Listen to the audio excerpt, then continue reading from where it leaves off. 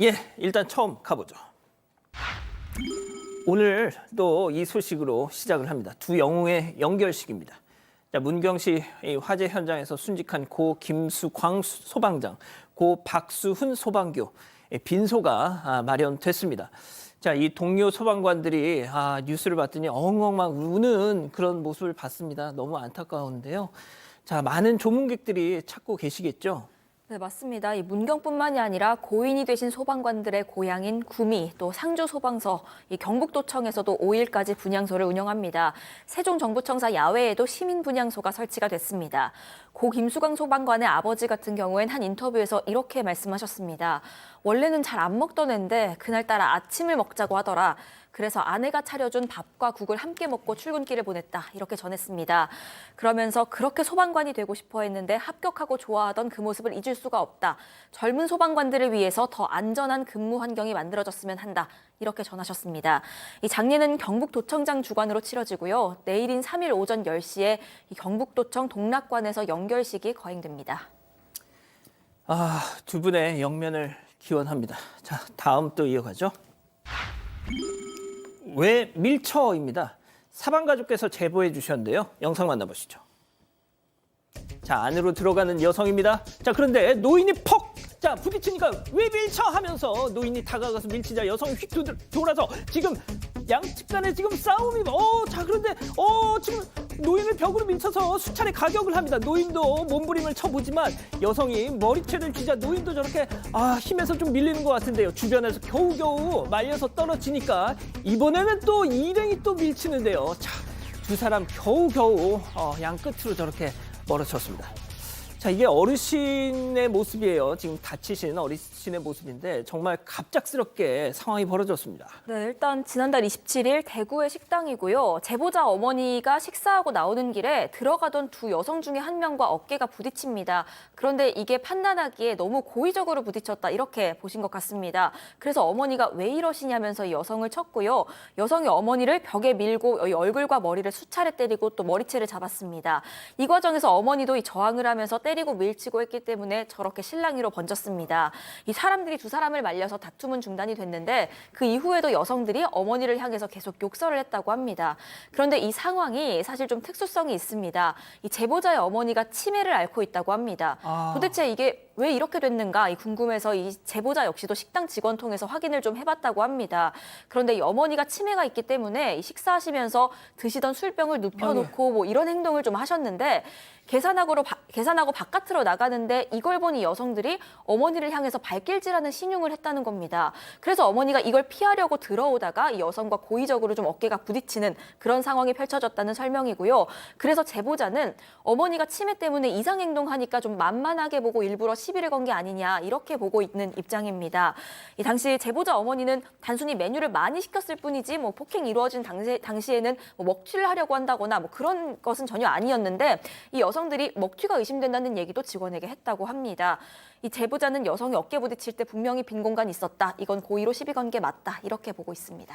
자, 저희가 일단 그 여성분들의 입장은 직접 좀 연락이 닿질 않아서 조심스럽긴 합니다만, 자, 일단 하지만 이 경찰의 판단이 있었을 거 아닙니까? 일단 경찰 조사가 아직 이루어진 건 아니라고 하는데요. 일단 제보자가 듣기로는 쌍방폭행이라고 했다고 합니다.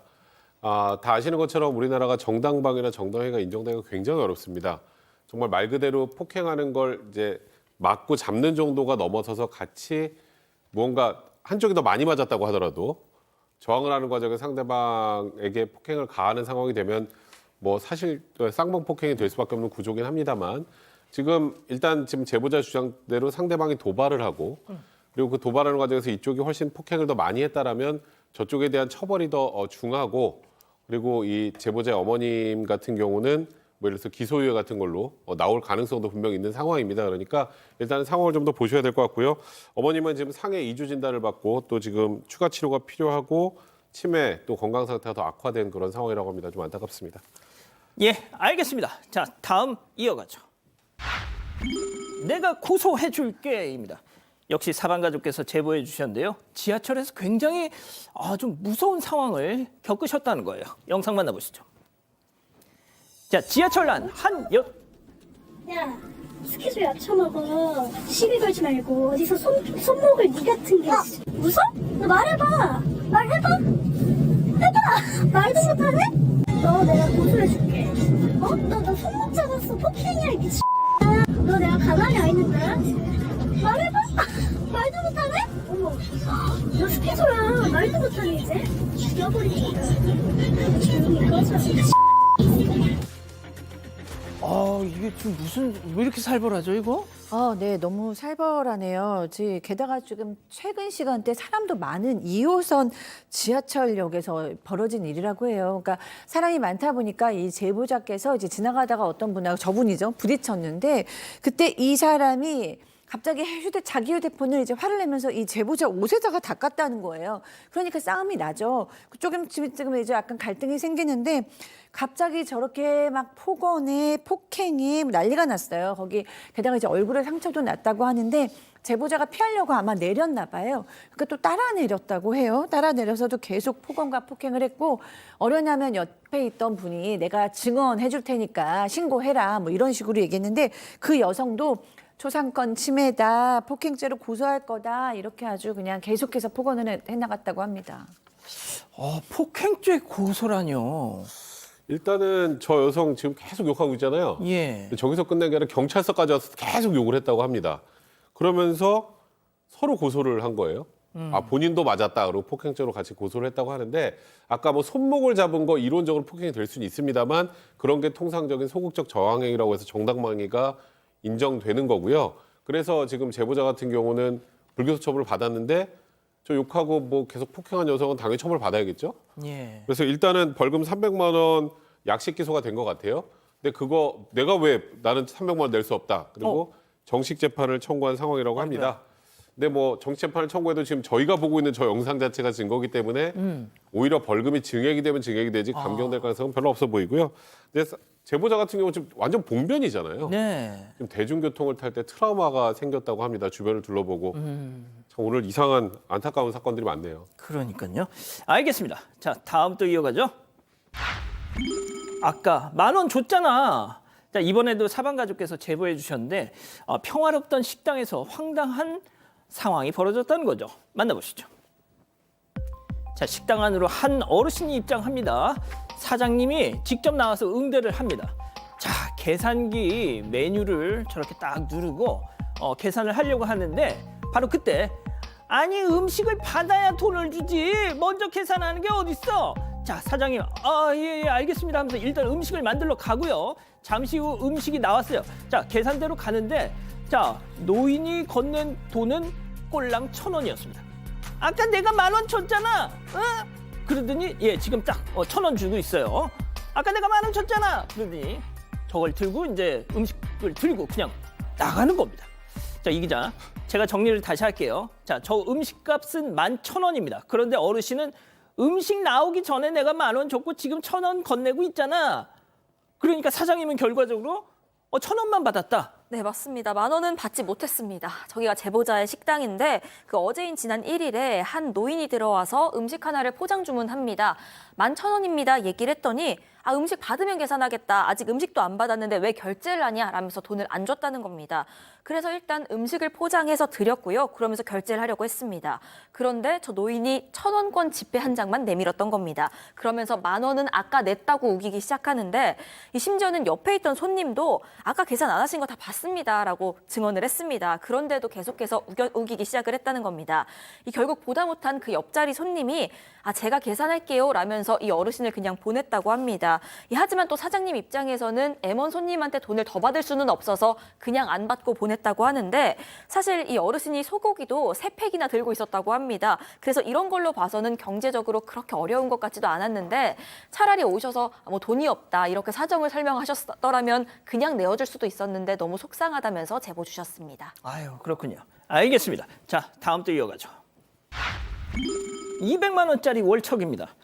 자, 무슨 말일까요? 사진으로 만나보시죠. 자, 낚싯바늘에 대롱대롱 걸려있는 저것 월척이구나 싶었는데요. 자, 봤더니 생선도 아니고 뭣도 아닌 바로 휴대폰이 저렇게 딱 건져졌다는 겁니다. 아, 이거 뭔가 사연이 있을 것 같습니다, 팀장님. 그렇습니다. 그 월척이라는 거는 30.3cm 한자에 넘는 붕어를 말하는 건데요. 2월 1일 날 온라인 커뮤니티에 뭐라고 올라왔냐면 낚시하다가 시가 200만 원짜리를 잡았다는 글이 올라왔습니다. 그 내용은 뭐냐면 낚시하는데 뭐가 묵직한 게 낚시를 딱 물었습니다. 이게 도다리구나. 물었다 싶어가지고 조심조심 끌어올렸더니 끌어올라온 거는 바로 저 휴대폰이었던 거예요. 근데 휴대폰이 최신형 약 200만 원짜리인 거예요. 그러니까 그 휴대폰을 확인했더니 그 안에 명함하고 면허증이 있으니까 이분이 전화를 했어요. 이걸 건져 올렸다고 하니까 그 분이 이제 고맙지 않습니까? 와가지고 그 휴대폰 케이스 안에 5만 원짜리가 있다는 거예요. 예. 5만 원은 그 휴대폰을 찾았다고 하면서 고맙다고 그래가지고 그 게시자를 줬고 나머지는 돌려줬는데, 그러니까 이분은 지금 뭐냐면은 200만 원짜리를 찾아주고 5만 원을 받았기 때문에 낚시하러 왔다가 주요, 즉 차를 운전하는 기름값을 벌었다라면서 흐뭇한 내용을 올린 겁니다. 아, 그렇군요. 알겠습니다. 자, 마지막 사연으로 가보죠. 남동생 부부의 생색입니다. 사방가족께서 우리 가족 여러분의 집단 지성의 판단을 받아보고 싶으시다고 또 연락을 주셨네요. 네, 남동생 부부가 딸에게 준 생일 선물 때문에 갈등이 생겼다, 이런 사연인데요. 사연자 딸이 최근에 대학 졸업하고 좀 의미 있는 첫 생일을 맞았습니다. 그래서 온 가족이 친정 어머니부터 남동생 부부 조카까지 모여서 저녁 식사를 했는데 식사 뒤에 올케가 딸한테 비싼 명품 팔찌를 척 채워주는 겁니다. 그랬더니 남동생은 그러면서 이런 선물 원래 너희 부모님이 해주셔야 되는 건데 우리가 크게 쏘는 거야 라면서 생색까지 냅니다. 사연자는 너무 놀라서 몇 번씩이나 고맙다고 인사도 하고요. 딸한테도 너 앞으로 삼촌한테 잘해 라고 얘기를 했습니다. 하지만 딸은 어쩐지 표정이 내내 안 좋았습니다. 그래서 집에 돌아가는 길에 너 왜 그러냐 물어봤더니 이 팔찌 가짜 같다라고 얘기를 한 겁니다. 어떻게 거짓말할 수 있냐 라면서 비분간계했다고 하는데 사실 이 딸이 명품을 원한 것도 아니었습니다. 그런데 정말 거짓말을 한 거라면 남동생 부부에게 너무 화가 나는 상황이었던 거죠. 그래서 모르는 척 올케에게 전화를 해서 그 팔찌 너무 고마웠다면서 얘기를 꺼냅니다. 그랬더니 이 올케가 제발 저렸는지 사실 그거 가짜인데 우리 남편이 시켜가지고 그랬어요 라고 사과를 했다는 거죠. 하지만 남동생에게서는 뭐 따로 사과도 없고요. 그래서 괜히 기분이 나빠서 지금 이 남동생 부부랑 연락을 좀 자제하고 있는 상황입니다. 남동생 부부가 사실 경제적으로 어려운 것도 아닌데 도대체 왜 괜한 이런 거짓말을 한 건지, 얼마나 우리를 우습게 본 건지 좀 화가 난다고 하는데 이걸 어쩌면 좋을지 고민이라고 전해오셨습니다. 그렇군요. 자, 기다리고 기다리셨던 부처 핸즈업 타임 유튜브 JTBC 뉴스 채널과 사건 반장 독립 채널에서 8천여 분의 우리 가족 여러분 함께하고 계시는데요. 채팅창에 OX로 함께 참여해 보시죠. 먼저 사연자 누나입니다. 야, 백성문, 네가 그러고도 하나뿐인 외삼촌이야? 어렸을 때 네가 거의 안고 키우던 조카딸이 사회인 돼서 맞는 첫 생일에 짝퉁을 선물해? 너 우리가 없이 산다고 너 일부러 먹이는 거지? 너도 고약하지 마. 네 마누라 진짜 밉상이다 얘. 이것들 나중에 두고 보자 동그라미. 아니 더 들어보세요. 다음 남동생입니다. 아니 누나, 상희 누나 왜 혼자 급발진이야? 왜 맘대로 소설 써? 내가 아무리 하나뿐인 조카한테 일부러 내가 짝퉁을 샀겠냐? 사람 마음을 왜 이렇게 맘대로 재단을 해? 누나, 실은 우리도 짝퉁인지 모르고 샀다고. 아니 그렇다고 이걸 버려? 이거 버려야 돼? 그건 아니잖아. 알았어, 내가 그러면 진품을 사주면 될 거 아니야, X. 는 역시 없군요. 자, 팀장님부터 가볼까요? 그렇습니다. 대학을 졸업하고 첫 번째 오는 생일 사연에 나오는데 삼촌이 어떻게 조카한테 이미테이션, 짝퉁, 가짜 팔찌를 사주면서 내가 크게 쏘는 거야. 이거 말이 아니지 않습니까? 사연에 나오는 그 풋풋한 그 학생을 가지고 이렇게 속였다는 거는 삼촌이 너무나 잘못했으니까 사과를 정식으로 하시고 이번에는 진짜 오리지널 제품으로 사주세요. 자, 교수님. 네, 이거 사회생활로 나가는 조카한테 찬물 끼얹는 거죠. 네, 정말 자기 자식 같으면 이렇게 했겠어요. 정말 응원하려고 만난 건데 이거 정말 실수하신 거고 크게 생각하지 않고 약간 반장난처럼 하셨다고 해도 이건 정식으로 사과가 필요한 문제 같습니다. 자, 백 변호사님. 하지만 만약에 이 산 사람들도 가짜인 줄 모르고 샀던 거라면? 알았다면서요? 예? 우리 남편이 그러니까 시켜서 그랬어요. 사고 나서 네. 알았다는. 사고 나서 알았다면 그거는 본인도 속은 거니까 그거는 사실 충분히 화해하고 해결이 될 문제죠. 그거는 잘못한 건 아닌데 알고 했다는 게 문제예요. 그리고 알고 했는데 얼마나 조악했으면 받은 조카가 그 식사 자리에서 바로 알았겠습니까? 이거는 사실 조카 입장에선 축하가 아니라 놀림이라고 생각을 했을 거고 조카 입장에서는 너무 기분 나쁜 거죠. 그러니까 만약에 경제적 사정이 조금 넉넉치 못하다면 그에 맞는 좋은 선물을 골라서 선물해 주는 게 훨씬 의미가 있죠. 명품 짝퉁 하면 그 뭐 앞으로 짝퉁 인생 살라는 겁니까? 그건 조카한테 너무 이거는 어찌 보면 모멸감을 준 거고 이 부부에게도 그런 것입니까? 그런 것이기 때문에 이거는 남동생이 와서 무릎을 꿇어야죠. 아, 그 정도예요? 무릎을 꿇어야 됩니다. 이거는 꿇고 사과를 정말 진심으로 해야 이 가족이 화해할 수 있을 것 같습니다. 아, 무릎까지. 무릎 꿇어야죠, 이 정도면. 네. 아, 자, 이 기자 본인 생각도 하고 우리 가족 여러분들의 의견. 아, 차라리 저렴한 걸 주셨으면 더 좋았을 텐데 굳이 이렇게 가짜 가품을 주시다니 이거 뭐 명품인 줄 알고 차고 나갔다가 창피당했으면 어쩔까 하는 생각에 저라면 조금 아득해지고 좀 원망도 됐을 것 같습니다. 이 가족 여러분의 의견도 좀 전해드리자면요. 이라샤님 밉상이네요. 차라리 그냥 상품권 10만 원짜리를 주지 하셨고요. 야누님 모르고 차고 나갔다가 창피당하면 책임질 건지요? 굳이 왜 주나요? 쿠미님 올케 생일에 그거 다시 선물로 주세요 하셨고요. 하지만 미니 YP님은 올케가 사과했다면서요. 그럼 한 번은 그냥 넘어가세요. 이런 의견도 있었습니다. 올케 생일에 그걸 이제 돌려준다. 좋습니다. 고민 중개사가 왔습니다. 와우! 가족 여러분의 고민 제가 공짜로 중개해 드립니다. 집단 지성의 힘을 모아 고민 중개사 양원호.